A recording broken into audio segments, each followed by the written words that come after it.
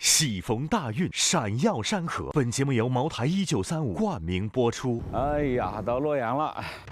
哇 ！Oh my god！ 哇！咱们叫何以洛阳，人生几何？龙门石窟洞窟数量是2345，是中国石窟中洞窟数量最多的。菩萨低眉，金刚怒目。龙舍那大佛，他的表情非常的阳光，我跟你说。对，回洛仓是隋代时期的一个国家重要粮仓之一。为什么是6个？五谷有6个，你不知道吗？我不知道。好，二位爱卿，隋寡人一轮我大隋的江山，太气派了。这个是北宋时期遗留下来的，正好位于交通的枢纽。这是真正的北宋的云鹤九霄。对。特别满意它中间一个大沙盘。哇，我没想到狄仁杰做这么偏。白居易离皇上好远啊！最搞笑的是李龟年的宅子跟李隆基那个是犄角之势，互相监控，而且政变的时候直接出门就踹他们家门。可以看正北方就邙山嘛，中间沿着中轴线一直到最南边就是龙门石窟。中轴线这个设置呢，跟咱们捍卫洛阳城有非常非常大的关系。对称美这个事儿是全人类都有的。对，中轴线就是权力美学。哎，部队到喽！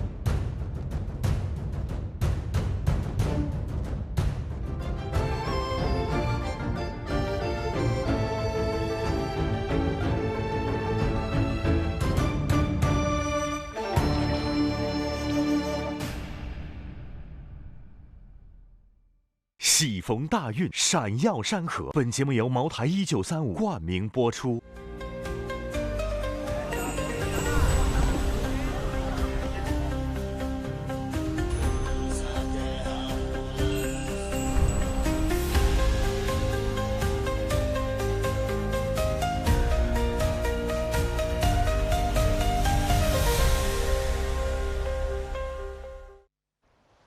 淮安虽好，运河之旅还是得继续前行。走运团挥别江苏，经过安徽，到达河南。隋、唐、北宋500多年间，大运河的终点都在中原大地，那就是走运团此行的目的地——开封、洛阳。哎呀，到洛阳了！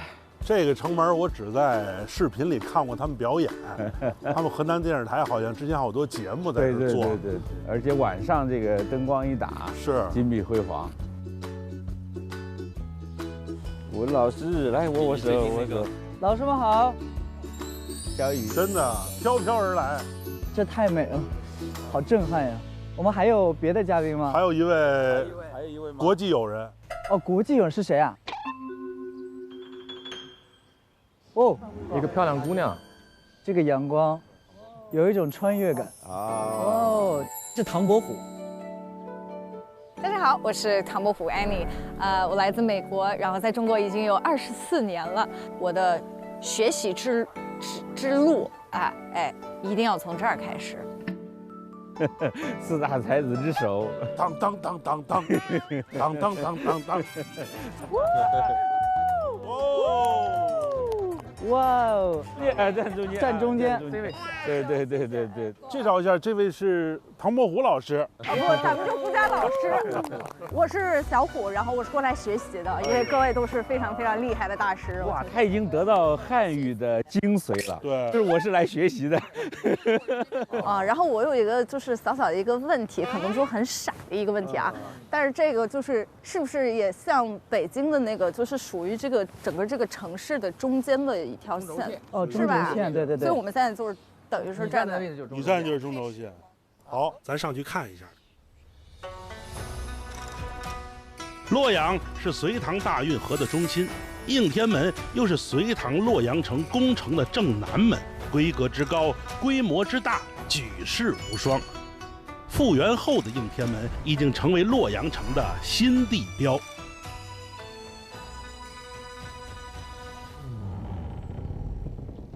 哇 ！Oh my god！ 哇 ！Oh my god！ 中轴线。这个是天堂吗？这个是天堂，这个是明堂，对吧？对，是不是有种上朝的感觉？真的，就一下就觉得特别神圣，你知道吗？这种感觉。请。哇 ，Oh my god！ 哇，好美，这人还是挺壮观的哦。嚯，你们来，你们看一看。哇塞！哦，好有感觉，这里拍个电影都可以了。我们估计要跪在这儿了，今天。我也感觉是这样。对，我抢位置。你们这姿势行吗？这个会坐吗？在古代的时候，我在这里是没有位置的，对。不一定。洛阳这里特别适合女生坐在中间。为什么？你看武则天在这儿待过吧？哦，对。所以女生在洛阳确实应该位居 C 位。洛阳跟我有一个就是我特别喜欢的一个图形有关系，叫洛书。哦，就这个洛书呢，它的特点就是横、竖、斜加在一块都等于15。哦，真的。张老师说这个河图洛书，传说是河马附图，对吧？黄河里出了一匹马，然后背上呢就有一个图案，河马附图，神龟附书。河图洛书，为啥在这儿有特殊意义呢？其实，洛河呀、洛水呀，就在洛阳东边注入黄河。对，所以他说的河图就是黄河里出的图，大概率也是在洛阳这边的黄河。因为河图洛书这个传说呢，就产生一个概念叫做河洛。对，所以河洛呢，在后来被古人相信是中华文明的就是原初之地。对。咱们是不是要分一下组，准备出发？哎，分一下组了。这回我们搞了一个小游戏，你看这个，当，这是什么？这是什么？很多的冰箱贴。哇哦！我们先每个人选一个自个儿这回的小目标，好不好？是不是就可以直接拿了？喜欢的可以拿，喜欢的就可以拿就完了。我要选这个。这是什么？这是什么？这是在捍卫洛阳城的永宁寺出土的一个佛像的残片。哇！神秘微笑。我爱做饭。哦，你爱做饭？做中式的。是，我就选这个吧，爆粥吗？我选这个吧。这是什么呀？我看应该是关羽嘛，是吧？哦，我就肯定选这个，因为我是15年前来洛阳，没怎么逛洛阳城，就一个人很孤单的去了那个石窟。我看这个就特想再去跟大家再去重温一下。我觉得武则天这个冰箱贴我是非常喜欢，我选它。对。我选一个包龙图打坐在开封府，所以咱们后边肯定还要去开封。咱演他的对手戏是吧？哎呦，那我真奇了！你看我今年演了一个这个北宋的这个贪官，马上选了一个北宋的清官。这个很有意思，我拿一个。是什么？发红包了？同什么文什么？通关。哦，这是关是吗？不好意思，这个。倒换通关文牒。放我走运师徒西去，所以我们是要怎样填自己的名字，对吧？画一个自己的人儿。我觉得画自己有点难度，我们要不画别人是吧？画别人吧，还可以看着画嘛。我给段老师画的，对。我看。没事，我画挺好的，好，画完了，我看。哎，挺好，展示在这个节目里我们积攒的仇恨。好，通关文牒都画完了，那我们就分2个组吧。2个组的名字，我想了一个，咱们可以一个叫何以洛阳，一个叫人生几何。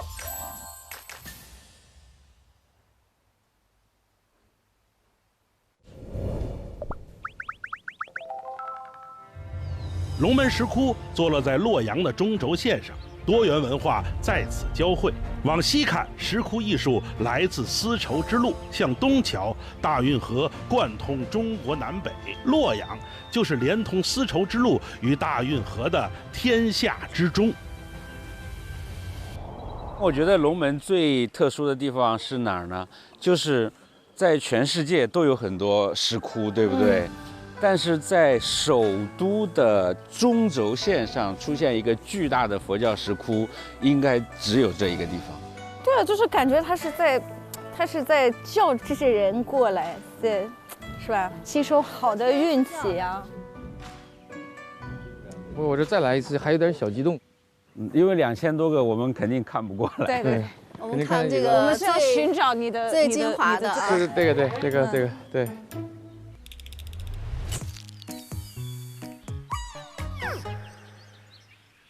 来，几位老师看看我们的这个窟，这是龙门特别著名的冰阳洞工程。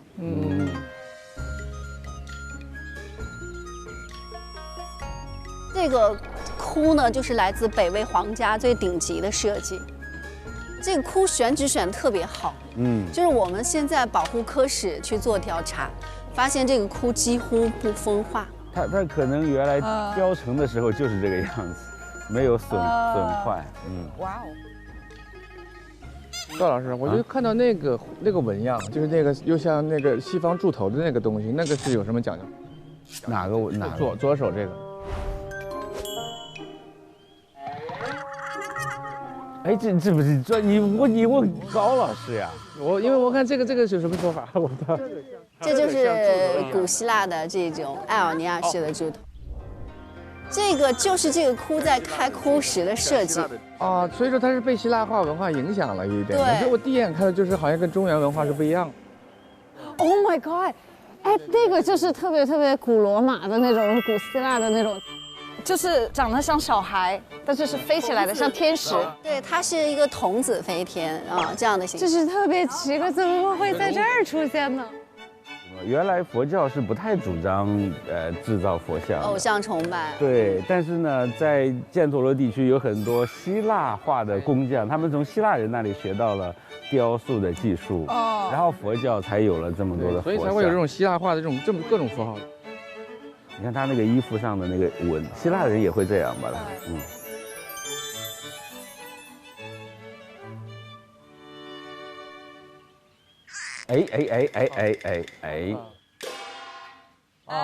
就是那个刚刚我们那个，对，哎，但是为什么我就感觉这个有点像比了个耶？因为这个手指大指的这个断掉，然后就造成了让大家。所有的这个观众到我们这儿一看之后，觉得这像是一个这个比耶佛的样子啊。对，它原来对，原本是对，原来是贴在一起的，是吧？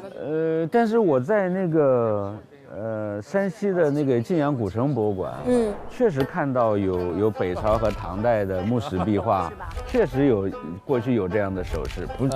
它可能是3只，但是确定是2个，两个是有的，有，我们石窟里龙门石窟也有，我们发现它有佛教的含义的应该。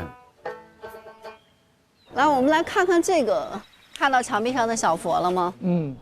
万佛洞呢是唐代的皇家石窟，这个万佛洞一是佛像数量很多，就是15000个，在这个墙壁上的小佛。然后还有一个，它是有绝对的纪年。我们抬头看一下它的洞窟顶部，然后它的题记上写的什么内容呢？这个窟的主要的2位负责人是女性，你看上面写的是大监姚神表，这是其中的一位女性，她2品女官。然后内道场运禅师。然后你看这个万佛洞呢，就是一看这个时间就知道，因为你看武则天在当时实际上已经比较掌权了，对，所以女性的地位也很高，然后她们也很有财力啊，然后来开这样的一个窟出来。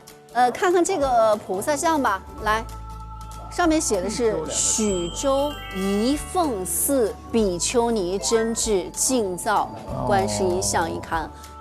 这个是被誉为龙门最美的一个观音，然后它的身体呢是一个 S 型，你注意看，就是这个，就是对，就是这样，对，它很松弛的，就是那种感觉的。这个是我们研究院我们做的一个复原，就是这是它完整的脸的模样。因为什么呢？因为很多人站在这里都觉得很遗憾啊，说这个最美的这个菩萨像，但是他的脸是残缺的。对。然后我们就根据老照片，然后就推测出它的原来的这个模样。真的很漂亮。我觉得这个很重要，因为这个时候，武则天已经掌握权力，然后主持这个洞的是女性，然后吊凿这个像的也是女性，然后这个观音的形象也是正在从男性往女性过渡的这一段时间啊，所以很能说明问题，应该。这个时期的很多东西，你会感觉这些女性就是非常非常自信，对，就是完全在庆祝她自己的这种对 power， 是女性的力量。所以这就跟当时唐朝这个国度是有关系的。对，你看到那个时候呈现成什么样，那个社会可能就是什么样。对。我有一个可能没有用的问题，就是为什么有的这些佛像是闭着眼睛，然后为什么有的是睁着眼睛？其实大部分佛像的眼睛它不是就睁得很开的，微睁，都是微睁，就是往下看的。对，汉语里面有一句话叫“菩萨低眉，金刚怒目”，因为他的造像都比较高，你站在这里瞻仰他，你会感觉他在看你。观礼者，你待会儿慢慢抬头看大佛在你眼前出现。哦，对，哇，我已经看到佛头了。哇哦！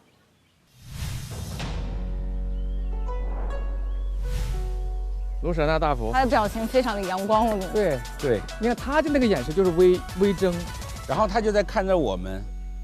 你一说眼睛，我就发现，你看，等级比较高的人眼睛就睁得比较小，对，等级越低的眼睛睁得越大，怒目圆睁，你看越往外越大嘛。对，就是金刚呀，因为它本身就是要保护的嘛。这个窟也有题记，就是高宗皇帝所建的。然后他特别提到了一个人，就是武则天。说武则天在这个工程就即将完工的时候，她捐出了2万贯的脂粉钱。那我们可以想一下，作为皇后，她捐完这个钱之后，有没有可能会带动一些其他的人来捐这个钱？然后这个资金注入之后，为整个大相龛加速完工，它是起到了一定的帮助作用啊。那么这个工程，因为它是个皇家工程啊，它是有一个团队。然后这个工程就告诉我们，它从哪儿调的主要的负责人呢？是从长安调过来的。然后另外呢，还告诉我们，从长安又调过来了2个高僧，然后作为这个佛教方面的简教僧来指导，同时记载了3个知料匠。他们造完这个大相龛之后，他们就是在题记上写这样一句话：这个功德，这个大相龛是最大的。我们认为啊，他所谓的这个功德最大，不一定是指佛像造的最大，因为什么？在中国，我们很多地方我们可以看到比卢舍那更大的佛像，但是他们可能就认为这个工程还要从别的地方调人过来呀。对，这个艺术是无以伦比的。并且呢，我们就找到了一句话，就他们来形容这个大佛像，我们觉得写得太精妙了。就是你看到他的面容之后，你所有的这种污垢的念头和私心杂念都没有的时候，你就会启程愿毕。妈呀，这不就是整个佛教里面就讲的那个道理吗？就是当你没有需求的时候，一切都会很好，就没有烦恼了。无求，到处人情好。就是龙门石窟是这样，它有一个特点，就是它的大窟啊，大部分都是属于身份地位特别高的人开凿出来的，但是还有一些就是老百姓。然后我们来看看这个，可能大家不会注意到的一个，在他的胳膊肘的下方看到造的一个菩萨像。哦，你说那个特别mini，对，好，对，看得到，特别小的那个，这是隋代的纪年刊像。造像的这个功德主呢，他是被招募到洛阳的一个人。然后他在这个造像记中就写到，就说他为王父造像，并且呢，就是他写到，他希望他造的这个观音的像龛能够庇佑到天下和他一样的人。你说这个人有没有可能是被抓来修东都？我们觉得有这个可能性存在，因为隋代当时整个洛阳的这个也很动乱，对，所以说你看他的身份地位又很低，是吧？他不可能说有很多的钱，然后来修一个大窟，或者请一个特别好的工匠造得很精美。你看它就在这个黄家窟的旁边，你就可以看到跟黄家窟比起来，它有个非常非常逊色。他们认为啊，我开完窟之后，我雕刻这个佛像之后，我可能我心里的这个愿望就会实现了。佛就会显灵了。对。真的很珍贵，它很卑微的，其实就在这个皇家造像的旁边选一小块地方，可能攒了很长时间的钱，然后刻一个，但是很幸运也保留下来。对，所以说像这种石窟在这里是非常非常多的。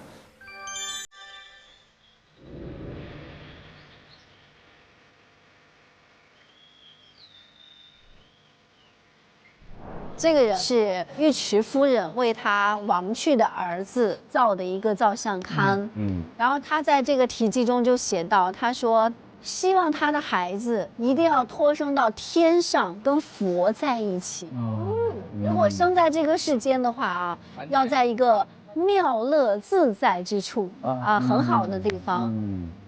我们龙门的东山上就有发现了一个父亲给他的儿子造的一个造像龛。他的儿子已经去世了。他说：“我为我死去的这个孩子，在他最喜欢的香山上来造一个像。”他在题记最后，他写了一句话呀，就是非常让人泪目的。他说：“孩子，如果你就是感受到了，你的灵魂就回来看看吧。就回来看看吧。”哎呀，这个真的是。我们在这个果阳洞里面还发现了一个就是很不起眼的一个小龛，他是妻子先去世了，那他为谁来造像呢？是为他死去的妻子？其实不是。他在题记上是这样写的，他说他的愿望是希望借助龙门的这个山石，让他的造像龛能够长存在这儿。我在这里造一个龛像，我的目的就希望这个龛像我在世界上留下这个痕迹，让人家记住，对，能继续留下，被人记住。对，所以也许它只是一个石头雕的或者泥塑的一个像，但它凝聚了太多人的希望在上面，这个东西是最让人敬畏的。就是这个其实是为什么我特别喜欢中国的一些传统的这种文化。因为它就跟艺术是一样的，它其实表达了是几千万人的共鸣，就是告诉你我们曾经存在过。咱们沿着中轴线就到了定鼎门。我们三个现在像丝绸之路来的三个使臣一样，对，来到访隋唐故都。欢迎大家来到我们的隋唐洛阳城定鼎门遗址。那隋唐洛阳城的定鼎门遗址呢，它是当时进城的第一道大门。我们当时的这些外国使臣都是要从这儿进入到城市内的。您看我们仨像哪国的使臣？对，这得看您的身份证件上面写的是什么。我们正好带了这个通关文牒。哎。这是坏人给我们画的，画的不像。咱对上了就可以一起进城了。进去，走。我们到这里看这个门还是气势还是可以的。对。我们现在走的是皇帝进的这个门啊。哦，真的啊？对啊，御道嘛。哎呀，太气派了。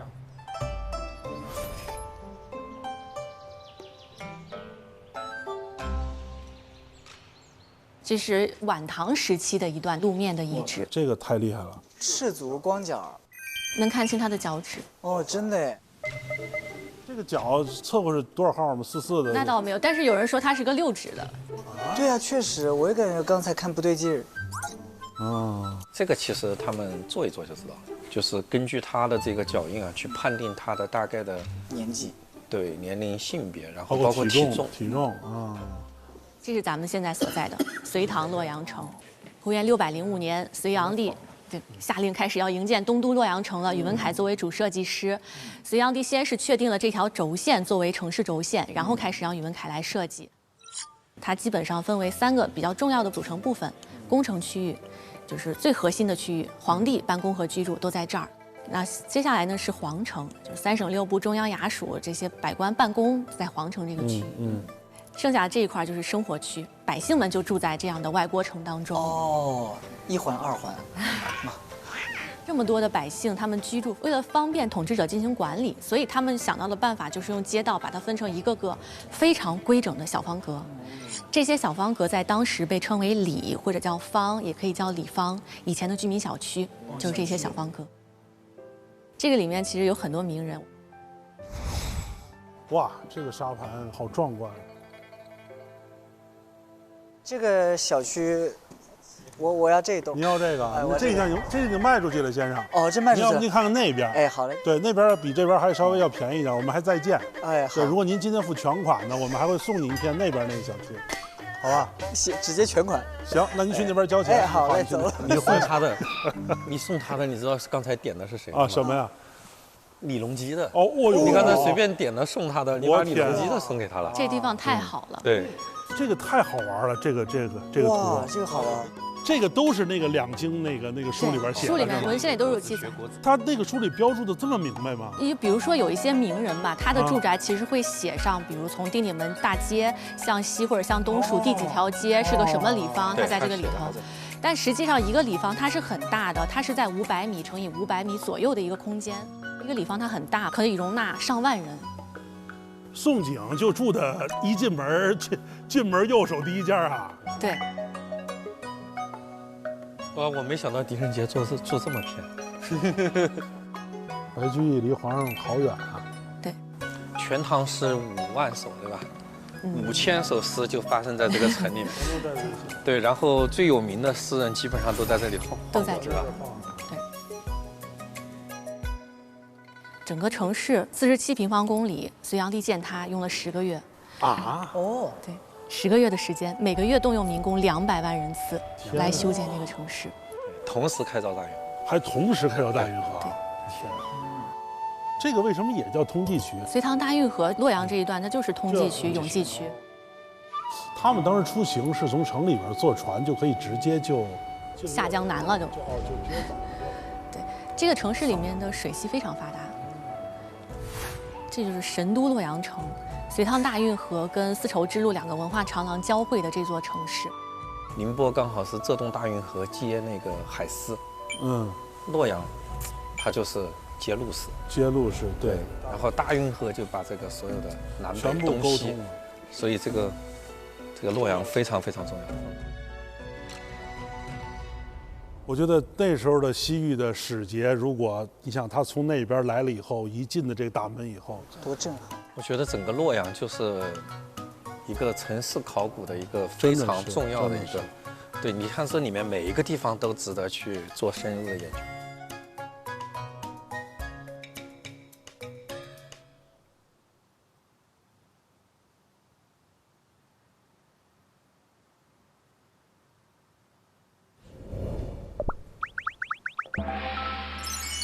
回洛仓是隋代时期的一个国家重要粮仓之一，东西长1000米，南北宽355米，整体的面积约为35万平方米左右。当时探明发掘的这个粮仓数量约为700多座。我们现在所看到的其实只是画出了部分的粮窖，就是旁边那个圆形的那个灌木吗？对，是的，是的，每一个黄羊圈下方都是一个真实的粮窖层。哦。这边我们所看到就是一个平面图了，可以更好看清当时粮仓的一些分布以及管理区，还有当时槽区的一个位置。你看，他直接把这个水渠就修到这个仓城里面了。是的，大运河的开凿也是考虑了当时粮仓进入到这里更加的便捷。对，这个我们所看到整体的一个粮仓，它的储粮量其实也是非常大的。那当时据记载，一个粮仓的储粮量约为55万斤。这个我一辈子也吃不完，55万斤，这一个人就是。我刚才就是在想这个事情，就是它有那么多个，那应该就是真的能喂饱很多人。对。这种就是在地下的这种仓库是属于就是大部分的中国都是这样做的吗？还是？没有，在江南地区绝对不可能这么做的啊！那就肯定有潮湿吗？这个地方呢，可能稍微100多米的海拔，可能会不会地下水位没有那么高？肯定都挖不到水。因为地下水位像在江南地区1.5米就有水了，所以我猜是这种方式只是在这种中原略干燥地区。对，这位老师说的非常对啊，确实是北方地区大部分会选择在地面下进行一些窖藏，因为北方地区的土质较干，整体的仓储呢也会使用当时北方地区的一个高岭土进行一个制作，那有便于粮食的一个储存以及后期进行的一个管理。是的。洛阳这里在地理上还有一个特点，它基本上是黄土区的最东端。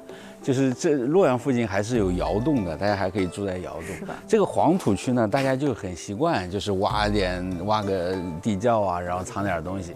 而且只有黄土区才能挖的，它基本上不坍塌，对，就是粘度，对，是吧？是的，能够更加的牢固。是的。隋唐我们看到这种大规模的粮仓遗址，但是后来呢，其实反而没有这么大规模的了。但这可能也和大运河的那个漕运的方式有关系。就是隋唐大运河呢，它大多数情况下是短运，没办法把一条船从苏州直接运到长安去。那么一旦这个中转呢，就需要大量的仓。京杭大运河呢，它是长运，大多数情况下它可以从杭州直接运到北京去，所以它不需要那么多的大的粮仓了。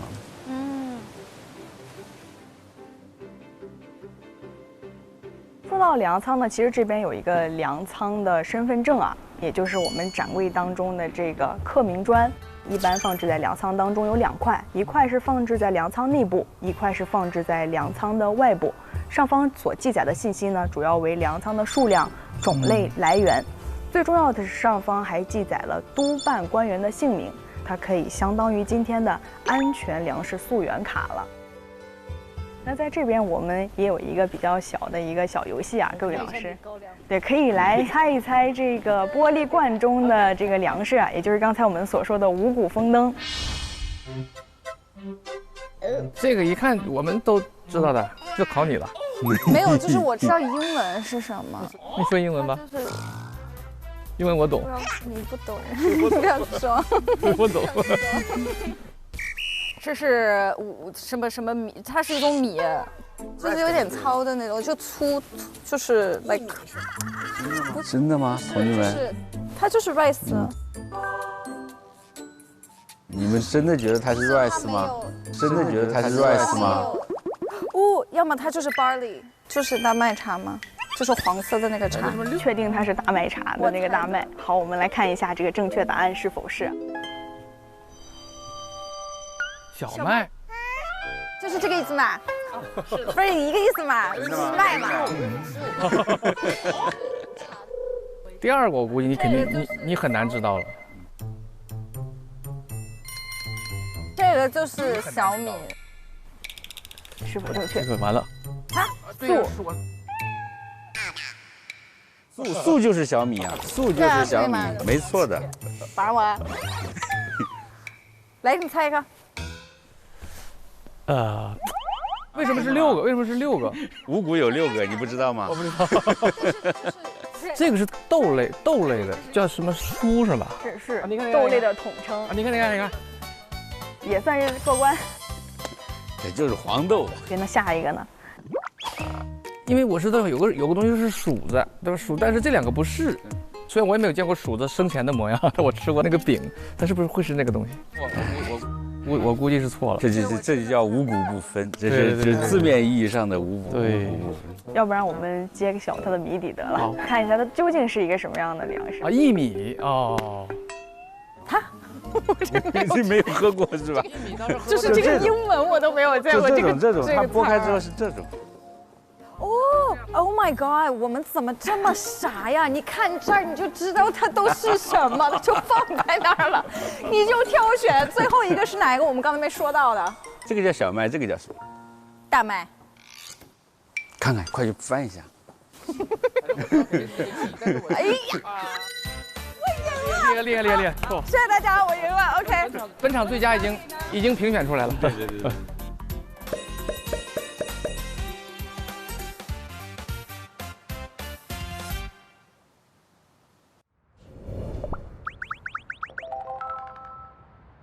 隋唐5代到北宋，洛阳之后是开封，清明上河图、东京梦华录，开封也一样依赖运河而存在。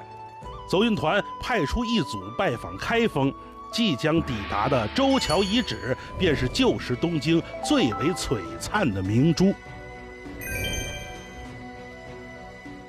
这个周桥遗址呢，其实最早发现的时候是1984年，当时修中山路的这个排水系统，然后偶然间发现了下边的这个周桥桥面。周桥，对，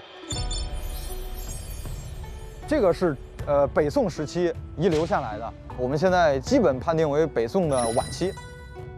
从那个小的那个券洞，然后一直到那头，这个整个这个面儿就是周桥桥面。哦，这个桥面就是原来那个啊。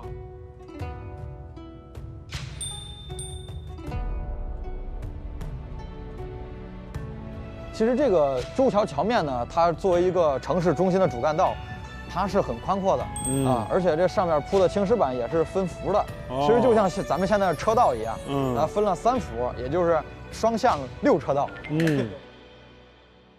这个是宋代的一个想象复原图了。它是一个石平桥，也就是说站在这个桥体之上呢，它稍微有一个隆起，但是整体来说是平的。它就是正对大内御街，正好位于这个交通的枢纽，就是中轴线。对，中轴线。这个就是宋代的周桥，就随着这个战乱被毁了。明代的时候，明代初年就在这上面又重修了这个桥。哦，所以就是变成这样了。对，就是咱们现在看到这个桥。这个图呢，就是咱们现在周桥遗址的这个方位图。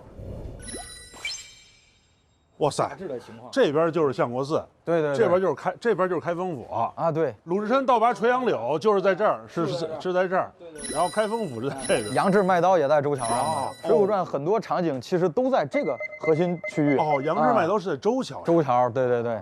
杨志卖刀就从这儿拿着把刀跨在这个周桥上。对，就在周桥上。严老板就在你站那个位置。就在这儿，卖刀啊！啊，真正的宝刀，学心断意，学铁如泥，最重要的是杀人不见血。对，就是这段。这时候牛二就过来了，是吧？牛二过来了，牛二就过来了。哎，真好！我觉得其实我们说书，其实最要的是实地看这些东西，就是到最后比的是什么？就是比谁来过。是，对，谁来过？对。正好今天这个专家来了，咱们呢戴上头盔到咱们这个现场看一下。我们还能下去？好，可以的。哎呦，我天！对，咱们一步一步往下下的时候呢，其实感觉就像穿越了一样。是啊，这个地层一层一层的往下落，每往下走一层，就跨越了几个朝代。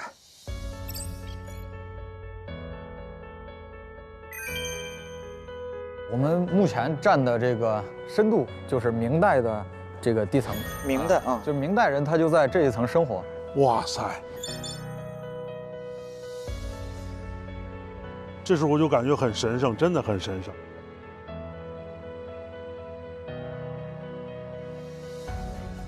这个应该就是那个桥的边上，有栏板，应该就在这个位置。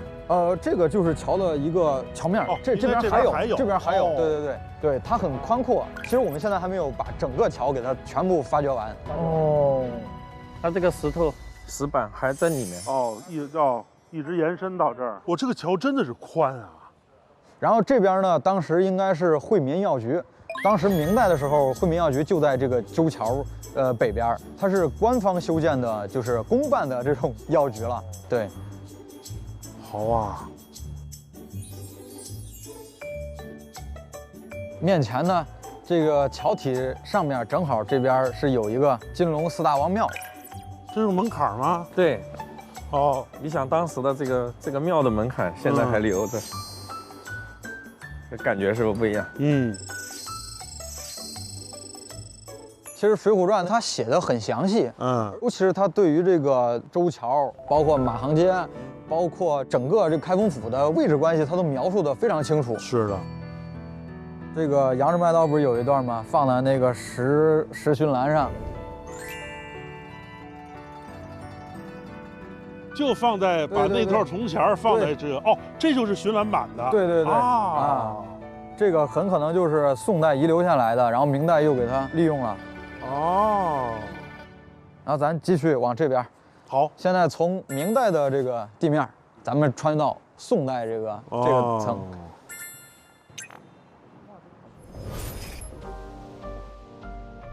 哦呦哇，这么精美啊！这个是两岸的石壁，你们这个很有名啊。它是目前来说北宋时期面积最大的宋代的石刻壁画，啊，南北呢是基本对称的。东京梦华录管它叫海马瑞兽图。这都是一点一点刷出来的，都是。对呀。纯石雕。对，青石。哦，我以为是砖雕呢，我这么细致，我。哇，厉害厉害厉害！所以他能找到这个海马这个东西，证实了历史。对，真的是真的是。考古发掘和文献相对应啊。这个当时挖掘出来的时候也很震撼啊。对呀，您可以仔细看一下，这上面实际上刻的还有字儿啊。天地元皇宇宙，这不是宇吗？哦，宙。哦。然后洪荒。哦。他这样的话，他到时候他往上放的时候，他就方便。哦，就是它垒的时候是为编号是吧？对。横着呢就是1、2、3、4、5、6、7、8啊，20多。然后每一块呢就是，比如说这个吧，这个就是昼念1，就是21。哦，这是它的标号。对。我们德云社这不叫云鹤九霄吗？哎，对，这是真正的北宋的云鹤九霄。对。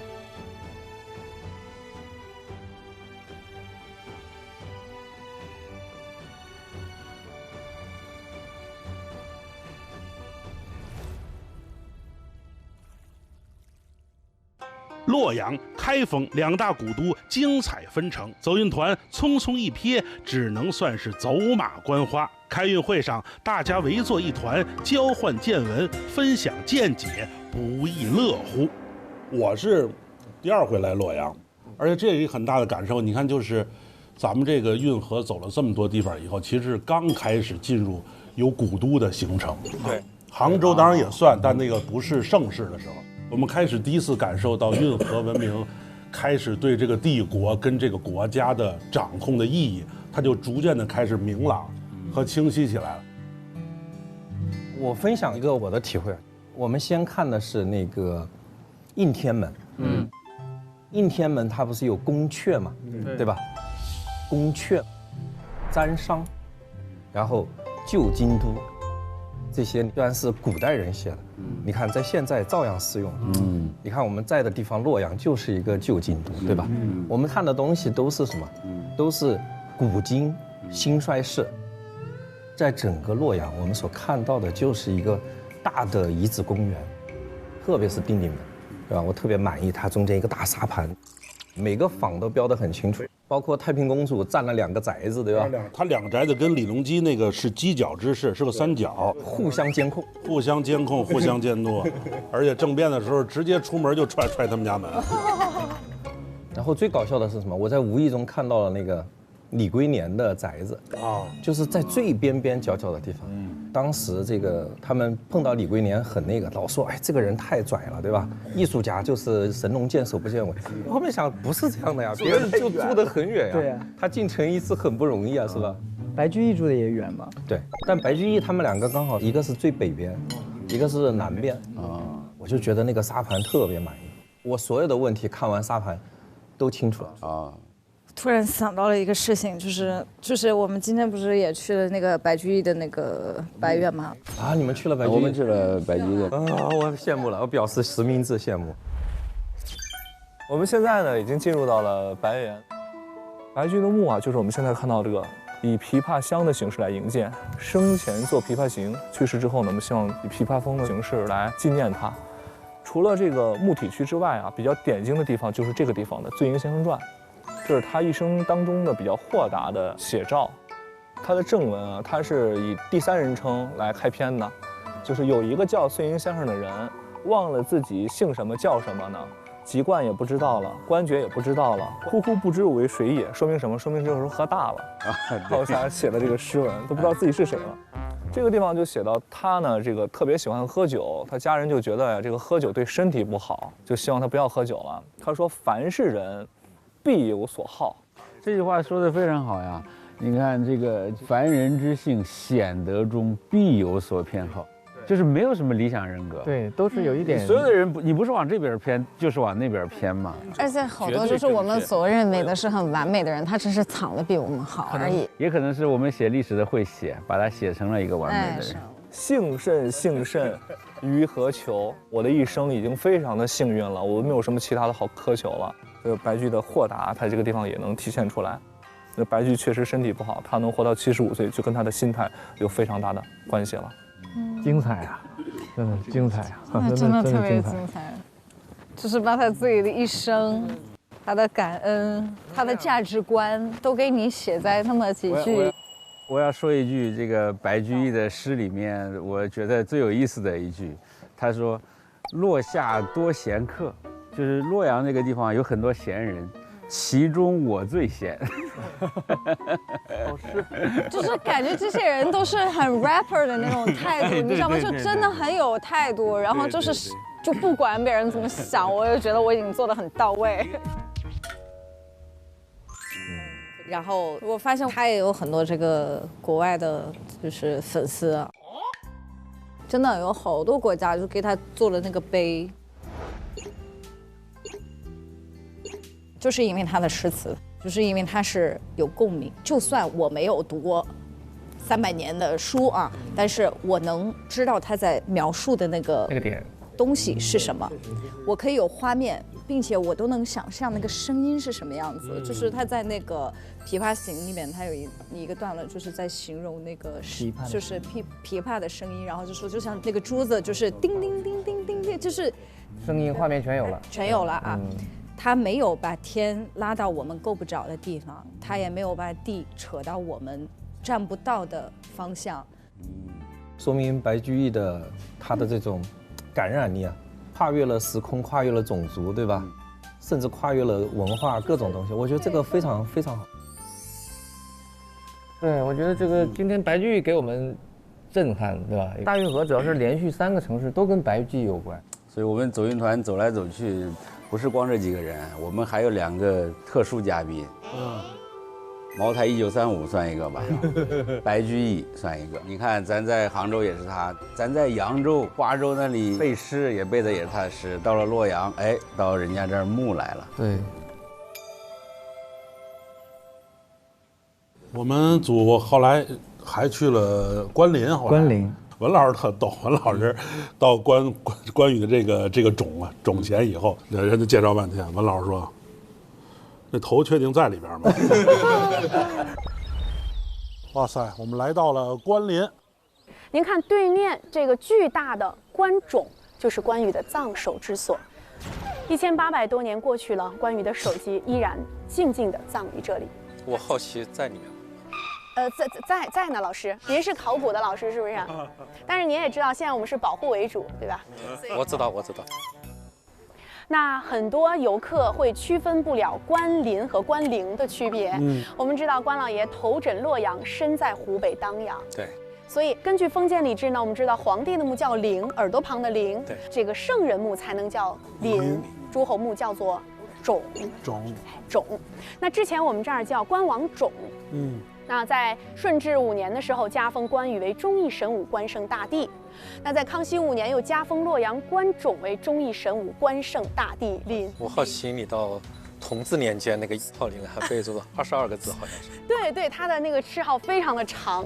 重新封的谥号一直加到同治年间22个字。对。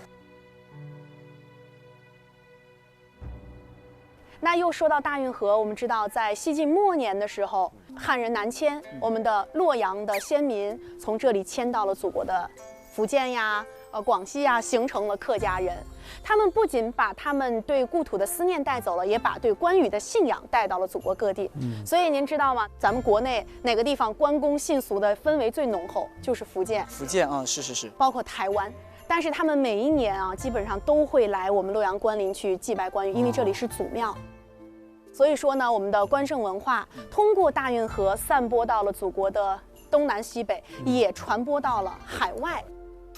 对，而且我出国走这么多地方，只要中国人做买卖的地方，全都得供关羽。对，尤其是饭馆，这个中国饭馆必须供关羽。是。这其实也是对于一种家的思念和对根文化的认同，所以我们叫做关公庙貌遍天下，九州何处不焚香。因此，我们洛阳关林呢，就成为了大运河沿岸丝绸之路沿线关公信俗的主要传播源和血缘祖庙。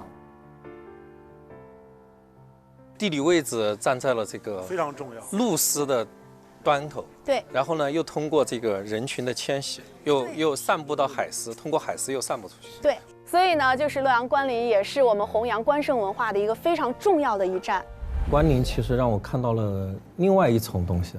我们其实通过2条路线啊，一条路线呢是丝绸之路，我们看到的是西方或者叫中亚、西欧亚的基因在这条路线上富集。第2条就是看到大运河，随着大运河，包括我在扬州，我们在一个什么水厂遗址，我们在里面直接测到了西方人的 DNA。所以我就说，哎，这个运河它也是对这些老外啊，他们很感兴趣的，所以它其实是一条，就通过人可以反映背后的一些东西。它不仅仅只是一个东亚的心脏，它更多的是整个欧亚大陆的所有的文化人群各个在这里交融聚集的地方。对，所以说它之所以能够强盛，就是它的开放包容和这种活力感。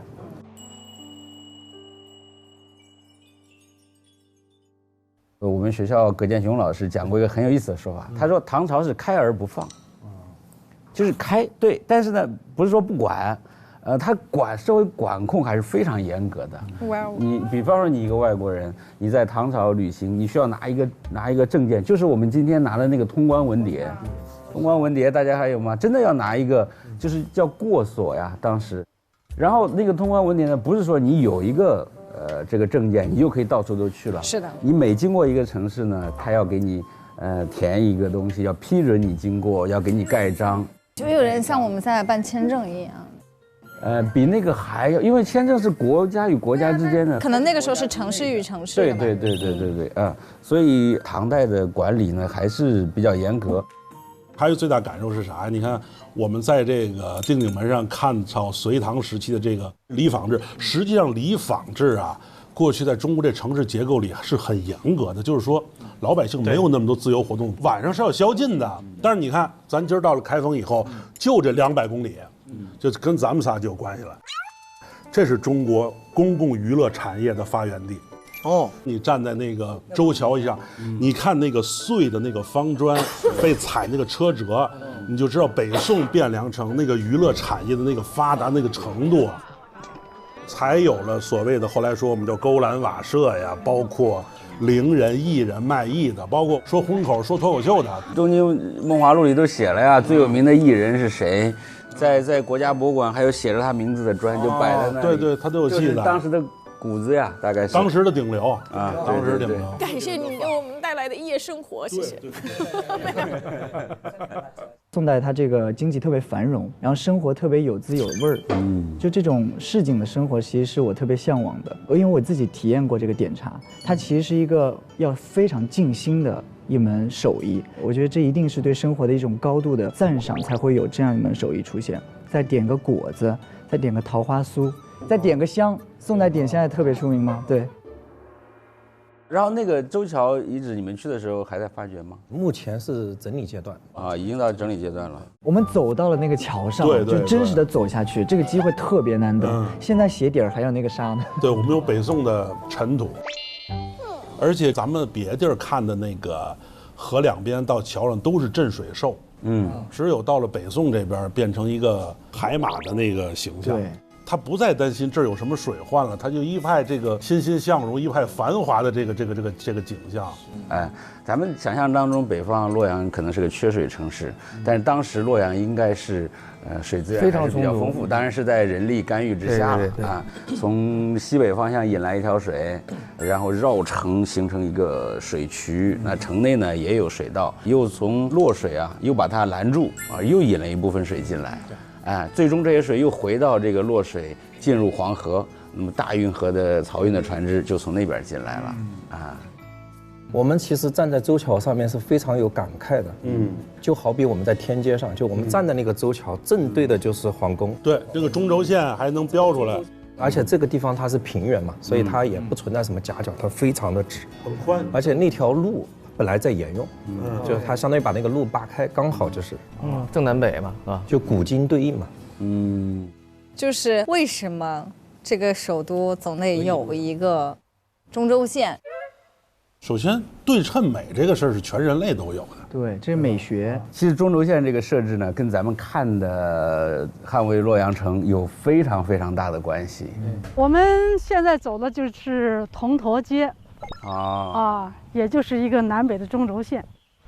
实际上，这个轴线了，它是形成于曹魏时期。曹丕定都洛阳以后呀，曹睿又大建皇宫，它改变了过去就是东汉时期南北两宫制的这个工程布局，把这工程设置在城市这个居中居北的这个位置，而且在这个工程里边修建了皇宫大殿、太极殿，又修建了南北轴线铜驼街，就形成了一个建中立局这种规划布局。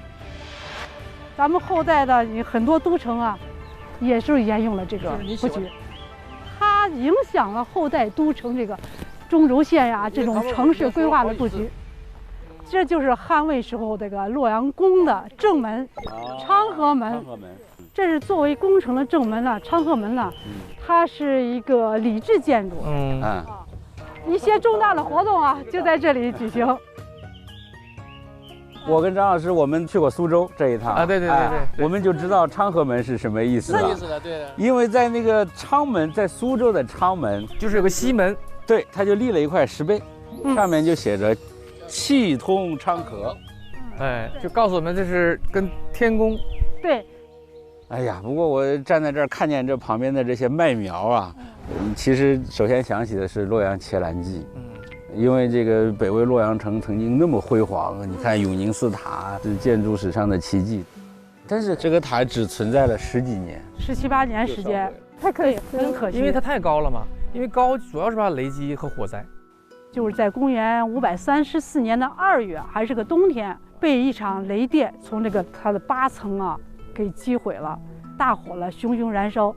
当时皇帝就是从宫里派了1000个御林军来这里扑火。也无法挽救。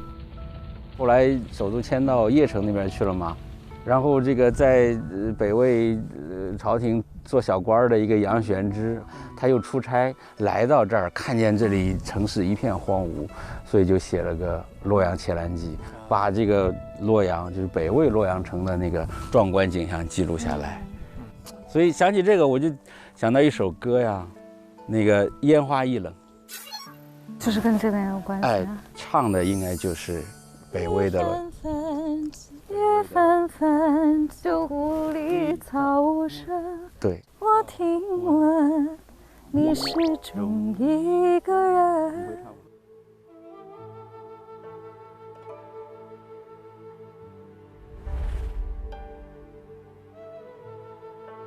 你看，我们今天讨论的这个洛阳城呢，其实都有一个前提，就是你讨论的是什么的时候洛阳城？就是，当然这张图是来自网络这个哪位朋友如果这张图是你的话，你就联系我，我请你吃顿饭。毕竟人家的工作成果，但是我检验过很准，非常准。你看其实它从西周开始，西周、东周，这隋唐宋、金元明清，你看它每个都是变迁。我通过这张图来说，你看，首先它跟大运河的关系，就跟这个洛水、伊水，其实洛水、伊水汇入大运河，那么它就一直在这个大运河的这个沿线不停的变化，就它很像白居易的那一生，就是在一个基础的算法下，经历着不同的故事，然后不同的叠合，然后在这个生死的这个重生中，不停的这种感觉就特别有意思。就是你会体会到，就是说在城市有生死，人有生死，花有这个残放，月有圆缺，对吧？那么这种形成了这样的一个东西，那我们到底保存下来了什么？就是我们所纪念的洛阳到底是什么？可能不仅仅就是一座石窟，也不是一个仿制的城楼，也不是一个遗址，它可能就是串并在所有的这个，无论是物理的长河，还是时间的长河中的一个信息流，就是把这些信息组合在一起，可能就是我们想象的这样的一个洛阳城。这个就感触很深，因为中国很少有一个城市是这样的一种复杂的变化。13朝古都，对，这个可能是中国唯一的这样的一个城市。是的。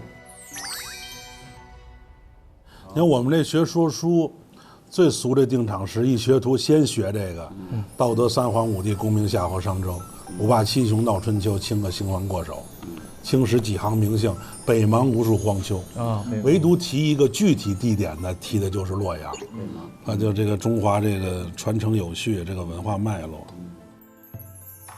我发现我们就是今天去的每一个地方，都会感受到一个就是有得有失，然后包括我们去那个木什么博物馆，古墓博物馆，古墓博物馆，我们不是大家都说了，我们就是最终就是，如果我们就是将要离开这个世界，我们希望留下什么或者说点什么。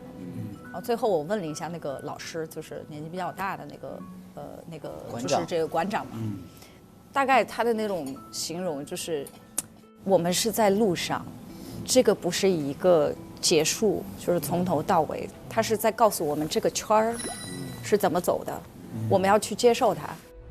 所以说，大家都说遗憾，实际上遗憾就是人生的一部分嘛。我们做考古工作者呢，本身就遗憾，你揭露发掘，这只是历史的一部分，你永远揭露不出、复原不出历史的原貌。有一句话，我觉得我特别喜欢，里面有说到“死非生”的对立面，我觉得特别对于我来说很受用。是不是这句？而是作为生的一部分永存。是，哎，这个我想存到我的备忘录里，存下来之后呢，以后写词儿啊什么都可以找灵感。我这个想法真的很好哎。而且我觉得我们今天讨论死亡，其实是为了更好的生活，更好的活着。没错。活在当下很重要，不要想就是哎我能活多久啊？我这一生我必须要完成什么我才算是成功的？我觉得我们每一天珍惜好它，在做我们自己想要在当下觉得有意义的事情，想要去做的事情，我觉得这个就是属于一个成功的人生。看看我们组员的水准怎么样？从城市到这个运河，对，它实际上生和死都是一些不同的阶段，就是我们可以看到它兴它亡啊，它继续又兴又亡。那对于我们人来说的话，我讲我自己的感慨啊，我之前我的心态是觉得人生太有限了，我们几个朋友都会在想，我们还有好多重要的事情，我感觉我们做不过来。对，但是我最近为什么突然对教学这么感兴趣，对培养年轻人这么感兴趣，甚至你看我去办这种展，我希望能够在更多的孩子心里能够点亮一个科技的树，然后大家觉得还可以通过科技考古点亮我们未来之路嘛。就是做这些事情，其实在我的心里就是一种，我不希望他们去复制我，但是我希望能够点亮一些人，给他们一些参考，觉得文老师当年做了这些事情。我觉得可能古代人在某种程度上，为什么他们要写很多东西留给后人？他并不是希望所有的人复制他们，而是希望给他们提供参考。对，在某种意义上，如果他的建议可能有一点用，或者说能感染一批人，我觉得他就生了。就是我们老说生死生死，其实我更喜欢说死生。这个《兰亭集序》王羲之就写死生一大矣，他把死放在前面，然后把生放在后面。庄子里面说方生方死，方死方生，在洛阳我们看到的就是这种方生方死，方死方生。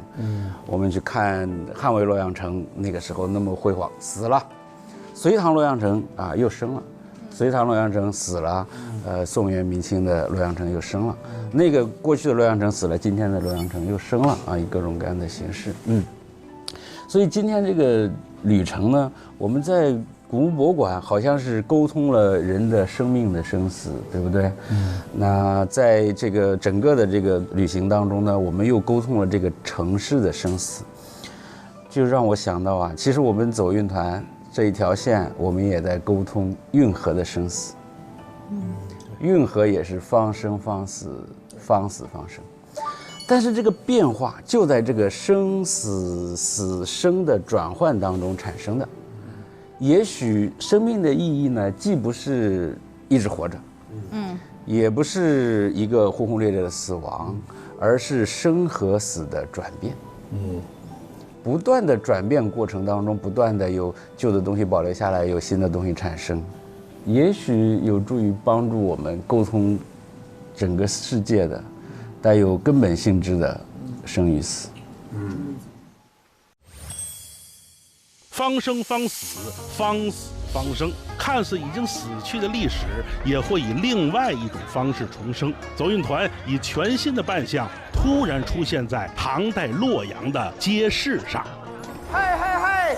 咱们神都的各位街坊，今天在洛阳可来了贵客。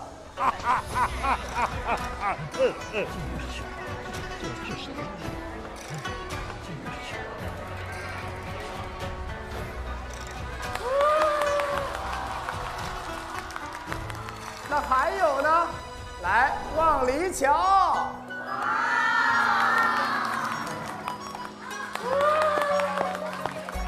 嘿，各位街坊，咱今儿啊还有一个特殊的贵客。茅台1935。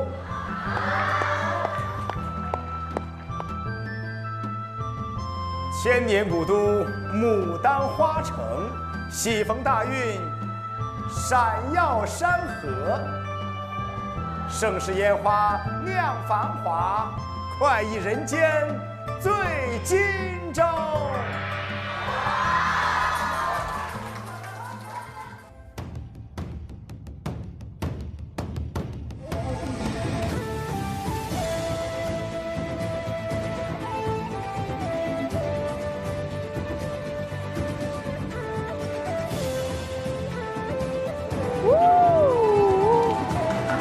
好，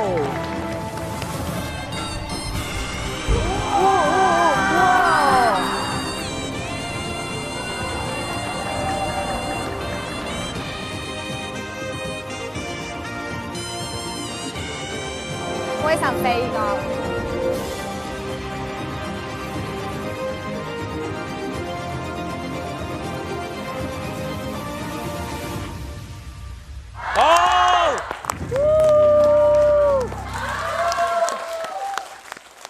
哎呀，好好好啊！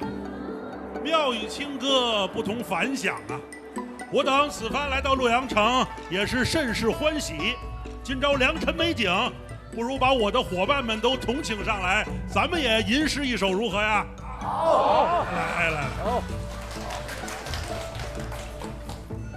李太白，当朝诗人第一。太白诗一首，给大家助助兴。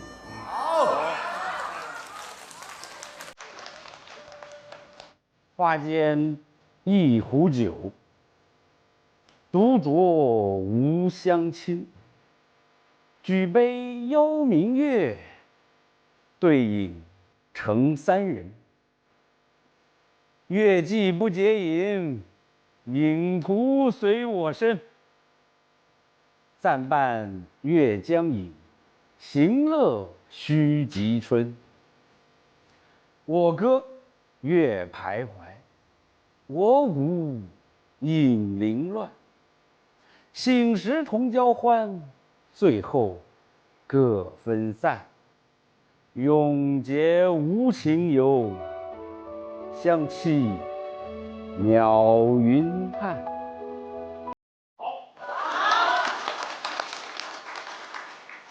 李白乘舟将欲行，忽闻岸上踏歌声。桃花潭水深千尺，不及汪伦送五千。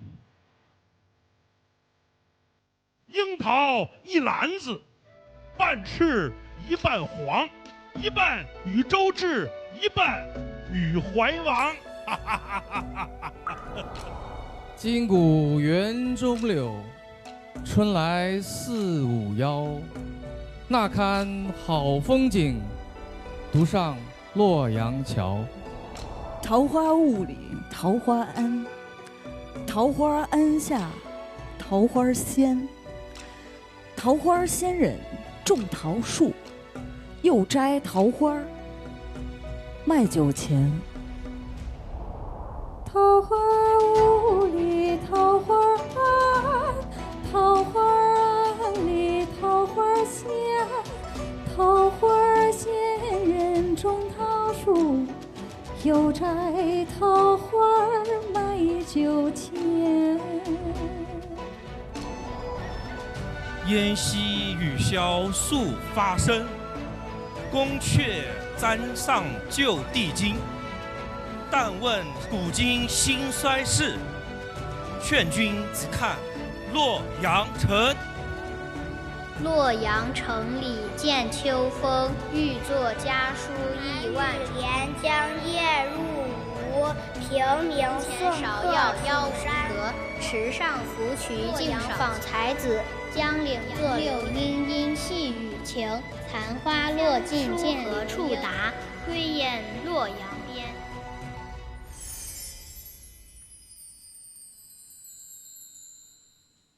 大家好，我是运河精灵李李，这里是运河时空之旅的第7站济宁。运河3000里，最忆济宁州。咱们要不分2个组吧，一个是才华的才，一个是财富的财。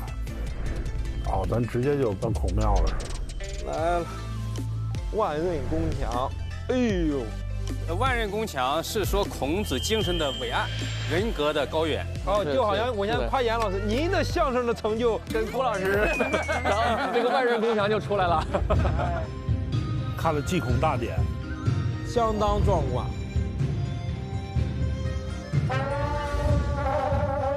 鞭号一吹，天下太平。你看竹竿巷，是以前北方是没有竹子，都是那时候把竹子从南方运过来的。竹子当时也可以用来修运河上面的船。对。竹竿巷南口，跟现在完全不一样了。步行就是走到哪里画到哪里。步行一路走下来，那得走了多久啊？20年，画了这个3560里路，这都是历史传承的。对，所以把这些东西再传给下一代人，您继续再研究，再为这个做奉献。对。我总感觉似乎有某种思想上的张力在这里面，既有儒家的那种厚重啊，同时呢也有李白那种飘逸的那种豁达的精神在这里头。哎，好像这2种看起来不太一样，哎，但是都共存于这个地方。是说得好，壮观嘛，壮观不一定是山水，也是人文哦。哎呦，这个上去了，哎呀！2月3日，我们同闪耀吧大运河一起，济宁见。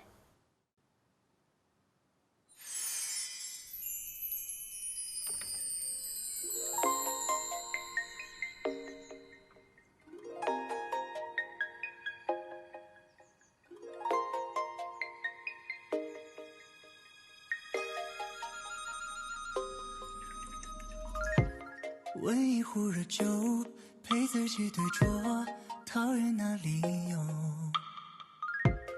无名的阡陌，你可曾经过？寻一阵渔火，燃一身烟波，景色都看透。谁经过，谁等候，细水能不能长流？故人不知去何处游走，我问桃花何时有春风？回忆斑斓如一场幽梦，人面桃花梦里像映红。